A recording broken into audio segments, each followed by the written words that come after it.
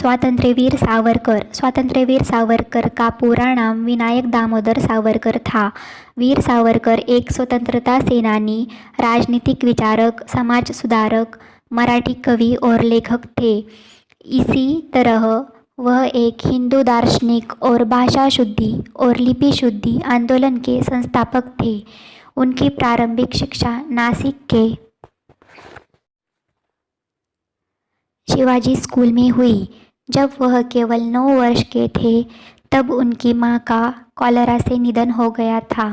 कुछ साल बाद 1899 में उनके पिता की प्लेग से मृत्यु हो गई। उनके बड़ी भाई ने तब परिवार की देखभाल की। वे बचपन से ही बहुत बुद्धिमान थे। वे अलंकारिक कविता में पारंगत थे। उनकी प्रतिभा स्वतंत्रता का भजन, जो उन्होंने 13 साल की उम्र में लिखा था, उनकी प्रतिभा की गवाही देता है। मार्च 1901 में यमुनाबाई से शादी करने के बाद सावरकर ने 1902 में फर्ग्यूसन कॉलेज में प्रवेश लिया। फर्ग्यूसन कॉलेज में पढ़ाई के दौरान उन्होंने विदेशी सामानों का बहिष्कार शुरू किया। पुणे में विदेशी कपड़ों की होली जलाई और दोस्तों का संगठन बनाया। यह संगठन बाद में अभिनव भारत में बदल गया और बाद में स्वदेशी आंदोलन का हिस्सा बन गया। कुछ ही समय बाद वह तिलक के साथ स्वराज्य दल में शामिल हो गए। उनके मुख्य भाषणों और स्वतंत्रता आंदोलन में काम करने के लिए ब्रिटिश सरकार ने उनकी स्नातक की डिग्री जब्त कर ली थी। 1906 में वे उच्च शिक्षा के लिए लंदन गए। 1897 में भारत में अंग्रेज़ों के खिलाफ विद्रोह अब सावरकर द्वारा लिखा गया एक साधारण इतिहास है। यह विद्रोह मात्र विद्रोह है।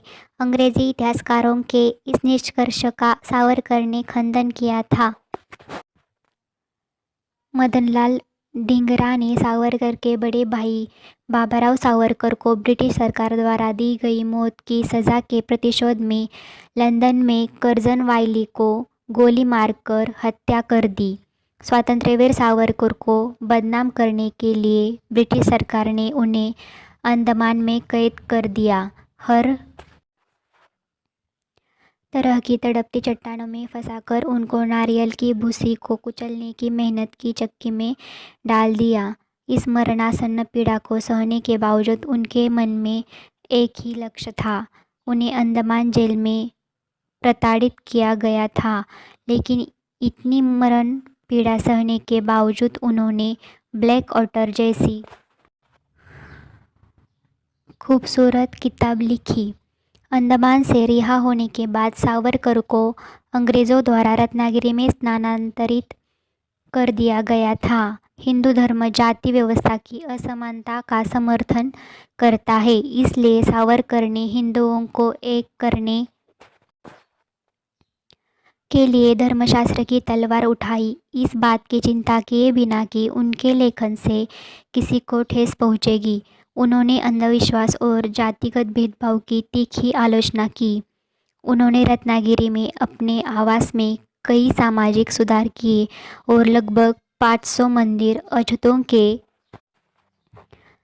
लिए खोले गए। अनेक अंतरजातीय विवाह हुए, अनेक भोजन आयोजित किए गए। फिर सभी के लिए एक पतित पावन मंदिर प्रारंभ किया गया और सभी के लिए एक सामान्य भोजनालय प्रारंभ किया गया। पतित पावन मंदिर में सभी जातियों के लोगों ने प्रवेश किया। सावरकर को 10 मई 1937 को बिना शर्त रिहा कर दिया गया। वे अखिल भारतीय हिंदू महासभा के अध्यक्ष बने। वह भारत छोड़ो आंदोलन का हिस्सा बने। 26 फरवरी 1966 को देश के लिए अपने प्राणों की आहुति देते हुए उनका निधन हो गया।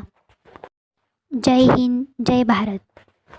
अगर आप और ऐसे निबंध देखना चाहते हैं तो प्लीज़ अधीरा टेक चैनल को लाइक, शेयर, सब्सक्राइब कीजिए और बेल आइकन को प्रेस करना मत भूलिए ताकि नए वीडियो के नोटिफिकेशन आपको जल्द से जल्द मिलेंगे। धन्यवाद।